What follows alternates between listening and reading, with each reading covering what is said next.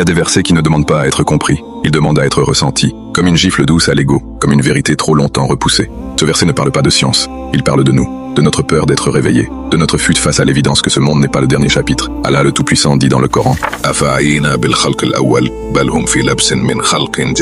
Avons-nous été épuisés par la première création? Mais eux, ils sont dans la confusion concernant une création nouvelle. Ce verset n'est pas une simple phrase, c'est un secret spirituel sur lequel les plus grands savants de l'islam ont médité pendant des siècles. Selon la pensée de Ibn Kathir, Allah interroge avec tendresse la faiblesse de ceux qui prétendent que créer l'être humain est trop difficile, et pourtant ils doutent désormais du jour de la résurrection, alors qu'ils existent, respirent, pensent. Pour Al-Qurtubi, cet appel retentit dans le cœur des incrédules. Celui qui nie la résurrection devrait reconnaître sa propre existence comme miracle. S'ils doutent de la vie après la mort, c'est qu'ils sont aveuglés sur la première. Selon Al-Razi, ce verset peint la confusion d'un cœur égaré. Ils admettent leur propre création complexe, mais refusent de croire que Allah peut donner la vie après la mort. La seule vraie faiblesse est leur incapacité d'espérer. Ce verset ne parle pas d'un doute intellectuel. Il hurle le chagrin d'une âme qui refuse de croire, non par ignorance, mais parce qu'elle a peur de la vérité.